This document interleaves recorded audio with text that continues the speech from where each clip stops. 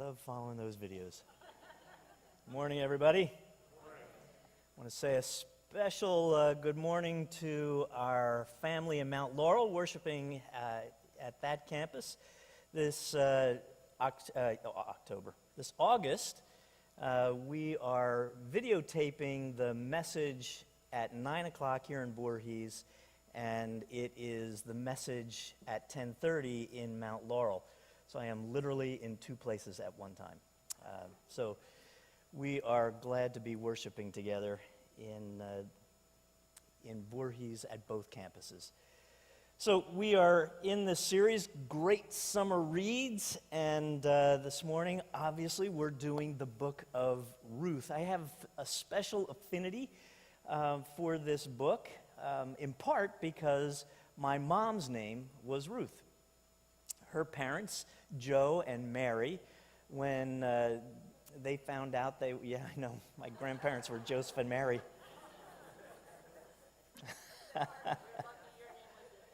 Yeah, well, exactly. So, not for me, it was my grandparents. Wow, this has become a whole thing now.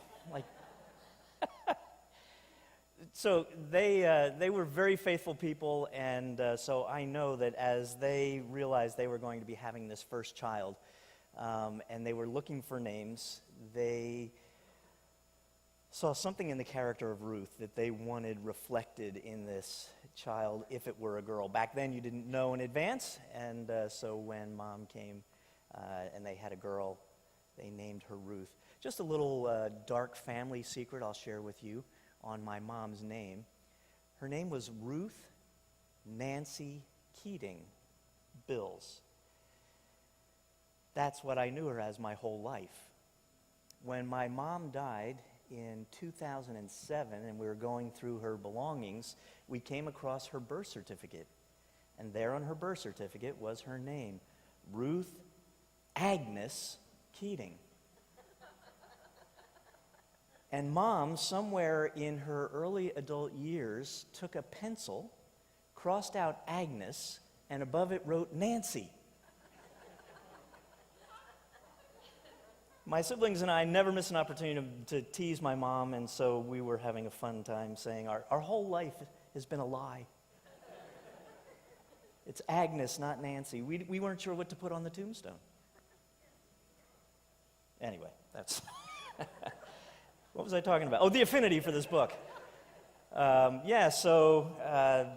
Ruth, and also Marilyn and I, in our wedding ceremony 35 years ago, had a reading from Ruth, and I'll actually be reading that this morning. So I have this special affinity for this book of Ruth. This very short 4-chapter book really is a story about redemption.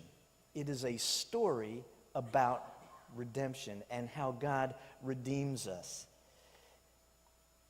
God is in the business of saving. God is about salvation, and salvation is God's word.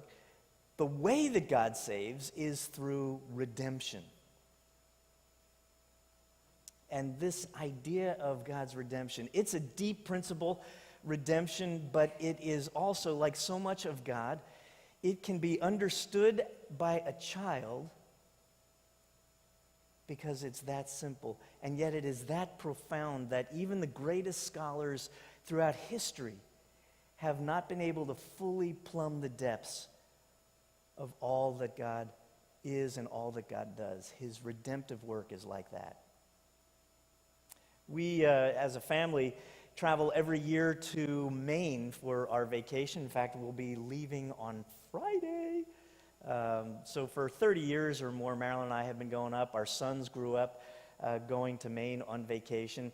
And one of the things about Maine is they are very environmentally conscious and have been for a long time.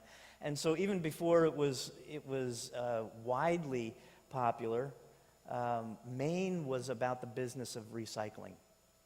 And so one of the ways that they did that was when you would go to a store and you would buy something in a glass bottle, they would charge you an extra nickel for that container. Likewise with aluminum. Every aluminum can there was a nickel surcharge. And if you would bring them back after they were empty, they would give you that nickel back. And so part of our deal throughout the time we'd be up in Maine is collecting our glass bottles and our aluminum cans, and periodically over our vacation, we would go out and you'd find along the road these little shacks, basically, little barns kind of looking places, where you would bring your bottles and your cans, and they would count them out, and then they would give you money back, 5 cents for each one. And those centers were called redemption centers, where you would go and you would turn in your empty and be given back cash. In God's economy, redemption is a life for a life. A life for a life. The nature of salvation is redemption through Christ, a life for a life. The story of Ruth is a kind of a foreshadowing of Jesus, a life for a life. So let's take a look at this story. You heard it brilliantly told just a moment ago. So I won't be retelling the story in full, but just kind of giving the bigger sweep and meaning of this powerful, powerful story of God's redemptive work. In chapter 1 of the book of Ruth, we're introduced to a family. We're introduced to this family, a husband and his wife, Elimelech and Naomi. Elimelech and Naomi. And they have 2 sons, and their sons' names are equally strange, Mahlon and Chilion. And they go off to a foreign country, Moab. And they go there for the same reason that most people immigrate from their country of origin to a foreign country. They are going looking for economic opportunity. There is a famine in their land, and so they're struggling to survive, and so they immigrate to a country where they will have greater economic opportunity. And there they settle in Moab, this family of 4. And as they get settled in and they begin to make their life there and find economic security and so forth, an ability to be able to care for themselves financially and all of the things that come with that, the sons begin to make their home there in Moab. And they do what boys do. They check out the girls, and each finds a woman that they fall in love with. And so there are 2 daughters-in-law that are added to this family, Orpah and Ruth. And so we have this beautiful scene, right? This beautiful family, a husband and a wife, their 2 sons, and their daughters-in-law living together in Moab. Very early in the story, the husband dies. Elimelech dies, and Naomi is left a widow. She's brokenhearted, of course, but she's at least secure. This is a patriarchal society. This isn't 21st century America. This is thousands of years ago, and it's a patriarchal society, and so a woman is viewed basically as property. She is cared for first by her father and that family, and then by her husband and that family. And if the husband dies, then, assuming there are sons, the sons are then responsible to take care of their mom. And these 2 boys did that. And that's how they lived over the next decade. But then in the same year, both sons die.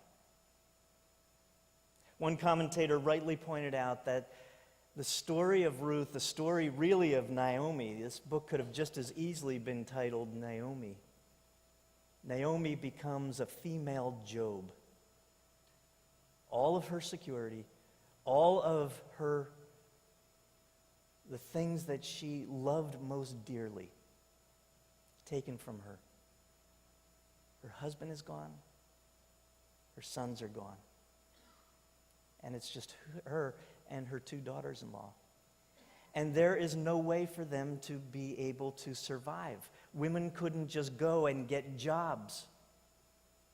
And so they are there with their grief, their loss, and no security. They're destitute. And so there's a picture of these 3 women huddled up together, and they are weeping, as you can imagine, at their loss and at their fear for the future. Naomi, who loves these 2 young women like her very own daughters, says to them, you need to go back to your homes. This is your home country. These are your people. You need to go back to your people, back to your homes where you can be cared for. And there's more weeping and so forth. They're destitute.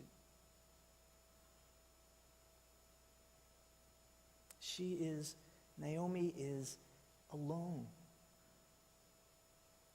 And she is so broken that this woman who is a woman of faith says to these daughter-in-laws, God has abandoned me. God has abandoned me. And not only abandoned me, God has abused me. She says, God has lifted his fist against me. She feels like Job. Rejected by God, abandoned by God, alone in the world. And I want to kind of freeze frame this picture for a moment. What do you call this scene? Picture these 3 women who have no opportunity before them, whose husbands have died, the loves of their life.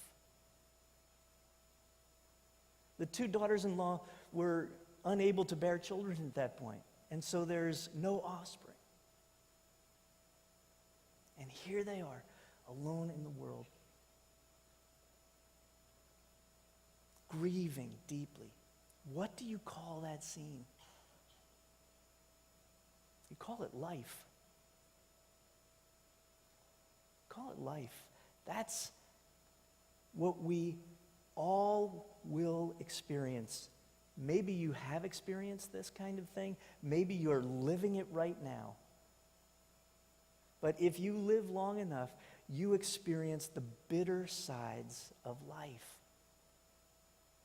People who you love and care about pass away.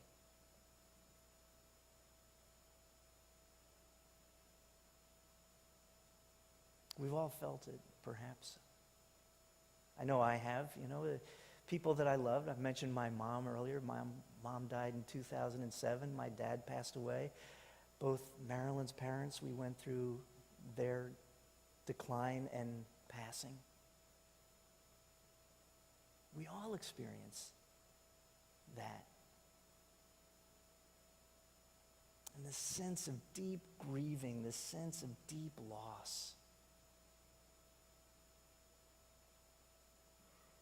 These are the hard times in life. As a pastor, I have the opportunity, really the privilege, of walking alongside people in these seasons of their life where they are feeling the deep loss. And sometimes in that state, folks will say to me things like, I feel guilty about this. I hate to even admit this, but it feels to me like God has abandoned me. It makes me wonder, Pastor, even if there is a God. And I try to assure them, you don't need to apologize for feeling like that. There was a woman years ago, I remember, her husband had passed, and she was in my office, and she was just stoic. Just stoic. And she said, the truth is, I haven't even cried. And I said, why is that? She said, because I'm afraid if I allow myself to cry, I will never be able to stop. That's life. And what I want to say to them in those moments, what I do say to them in those moments is, you are in good company. You are feeling how Job must have felt. You are feeling how Naomi and Ophrah and Ruth must have felt. Even David, the giant slayer. Last week we talked about David in this series and slaying Goliath and this great victory and so forth. And David, this man of tremendous faith and courage, who takes on the giant in God's name, in Yahweh's name, does great things and ultimately becomes king. David, this man who is the man after God's own heart, felt this way.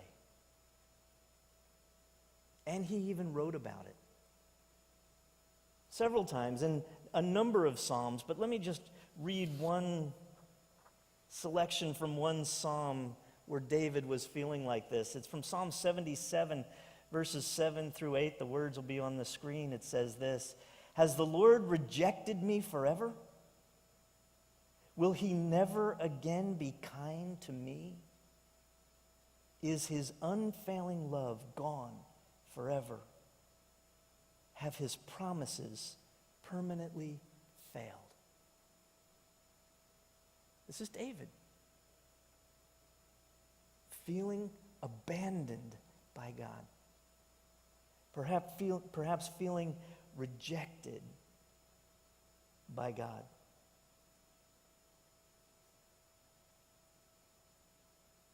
Alone. And so here is Naomi with these daughters-in-law and trying to care for them even in her grief, and telling them they need to return to their homes. They need to go back where they came from. And Naomi is going to be alone.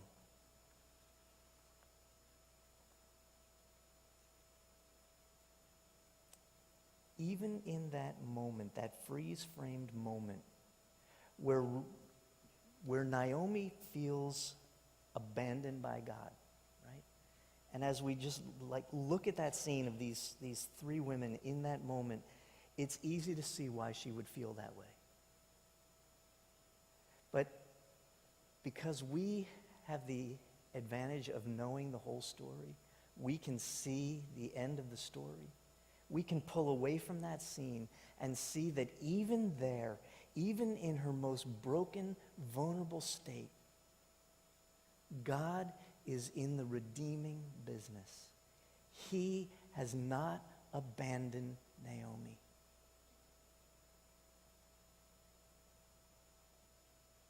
And that's where the story kind of picks up. So she's trying to send her daughters-in-law away. Orpah finally agrees and she heads off home, but Ruth refuses and speaks these words that are often repeated and sometimes in weddings like mine. Here's what it says. But Ruth replied, "Don't ask me to leave you and turn back. Wherever you go, I will go. Wherever you live, I will live. Your people will be my people, and your God will be my God. Wherever you die, I will die, and there I will be buried. May the Lord punish me severely if I allow anything but death to separate us."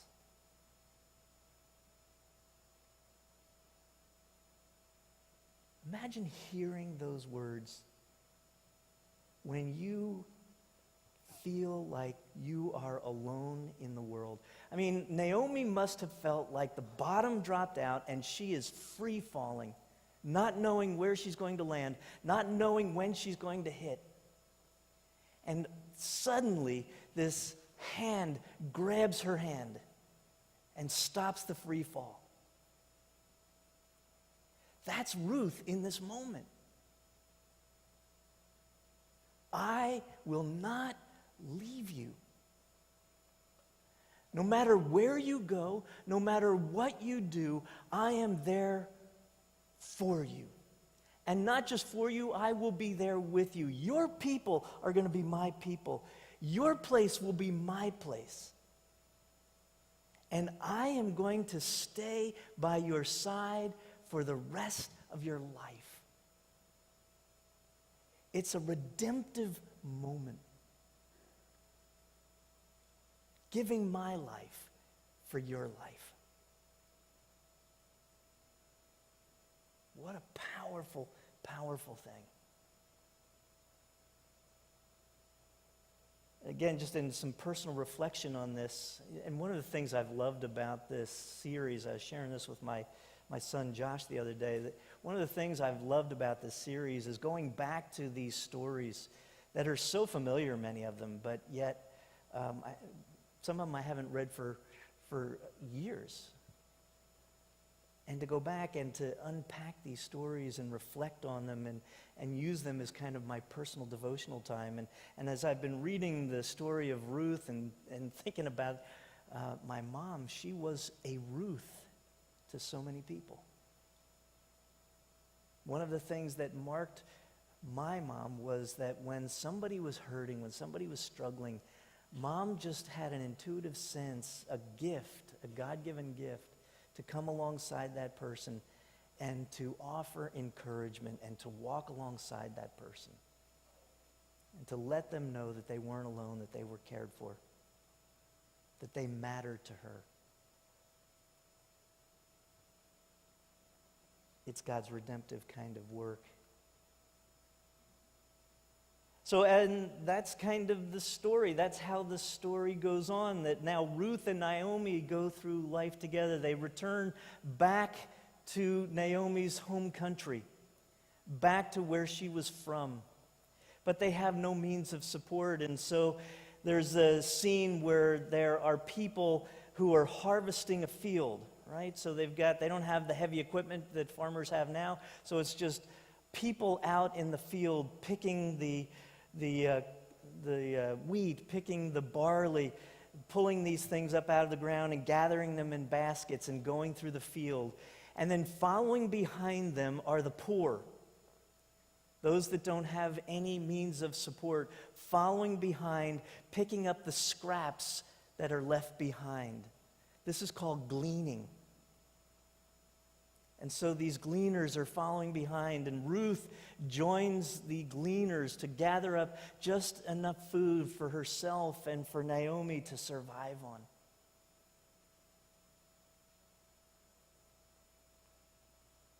And they recognize, and Ruth is recognized by the owner of the field, this guy Boaz, who asks about her and then later ensures that she'll be protected, because that was dangerous back then, to be a single woman, a woman without a husband, a woman without a family.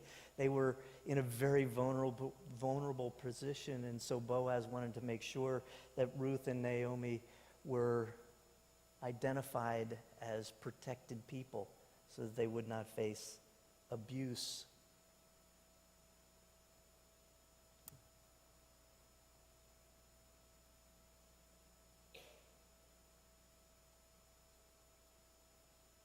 Naomi's being cared for by Ruth.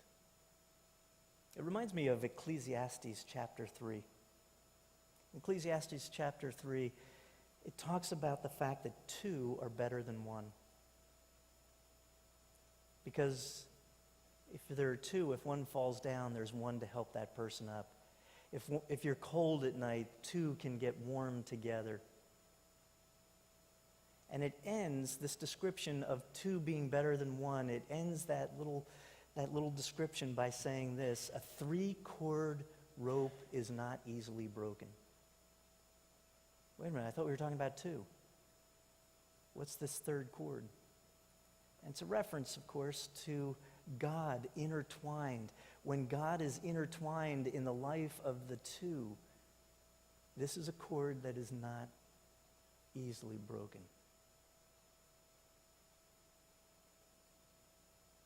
Maybe you are a Ruth for somebody. Maybe there's somebody in your life right now who's barely holding on, who's struggling in a mighty way, and you are part of that person's strength.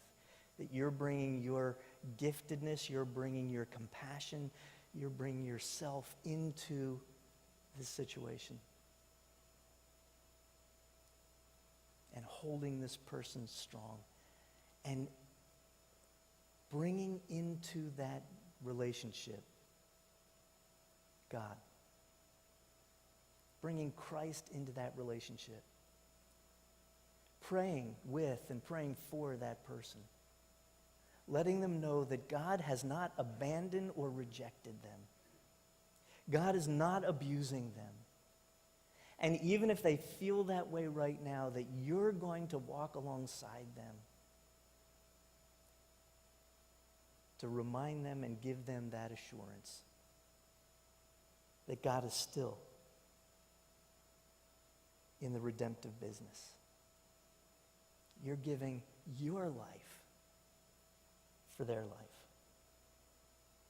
Your strength for their strength.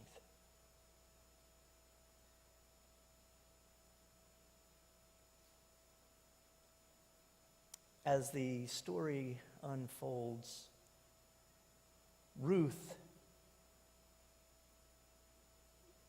marries Boaz.